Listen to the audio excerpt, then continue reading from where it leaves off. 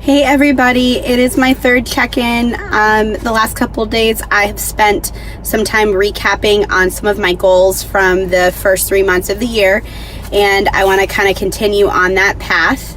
So we talked about making a bed, we talked about meal planning, we talked about, cleaning up your social media and keeping it really inspiring and positive, and then yesterday we covered birthdays, connecting with your friends and family, and we also talked about just some of those relationship struggles that Eric and I have had, and what we've done to overcome that. I need to try to do a little bit better in not talking so fast, so I'm going to work on breathing a little bit more when I talk. This is also not a live video. The past two have been lives, but this one isn't.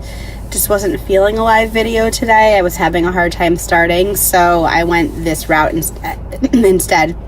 Anyways, so I want to talk about the next three things that I focused on. So the first thing, and most of you already know because I've been kind of sharing it, my accomplishments with you guys as I've been finishing.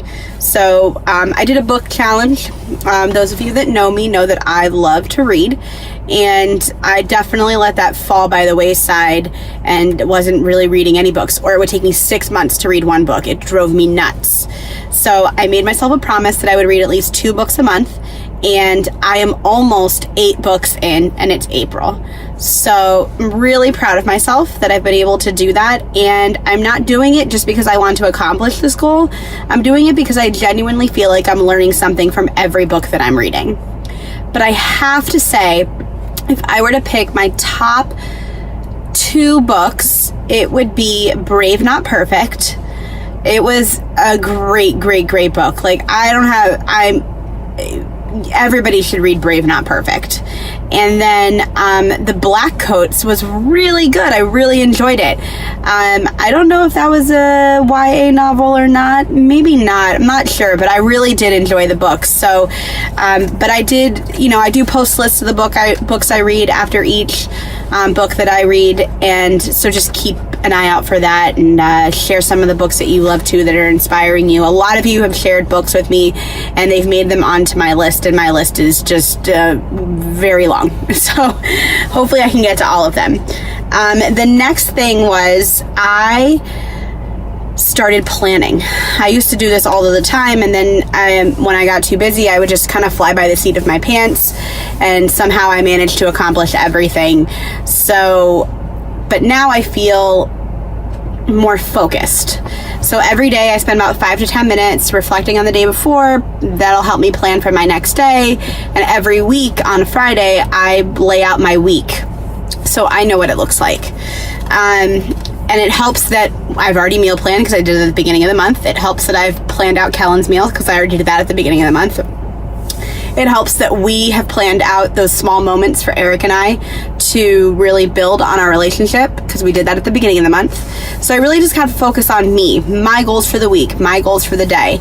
I've really invested in planners and calendars and things like that. So, taking that 5 to 10 minutes really helps to provide me with clarity and helps me focus. I used to be the person that says I cannot dedicate 5 to 10 minutes. Where will I find that 5 to 10 minutes? But you have to find it. The first thing you do when you get into work in the morning, the first thing you do when you wake up. Don't look at your cell phone. Don't open up your computer. Don't check your email. Just take those 5 to 10 minutes and really plan everything out. Set realistic goals for your day, realistic goals for your week, so you don't feel overburdened. And then the last thing I wanted to share is I went into the new year, and this was my first challenge that I did that kind of snowballed into all of these other ones, is I did a declutter challenge. I felt like our house was just overrun, whether it was our stuff or Kellen's stuff, mostly Kellen's stuff, and I needed to declutter. So I did this Declutter Like a Mother challenge, and every week I was given a room I had to focus on, and I've got to tell you, it was absolutely I cannot believe the amount of stuff I got rid of. So look it up. It's Declutter Like a Mother. And I think the girl's name is like Allie. I can't say her last name, but her first name is Allie. Last name starts with a C. She is the one who sends you the prompts to declutter. So those are my top 3 things for this video session, and tune in tomorrow. I'm gonna go over 3 more things, and then on next week on Monday, I'm gonna share probably the biggest thing that I've changed in my life, and my goals going into the next 3 months for the year.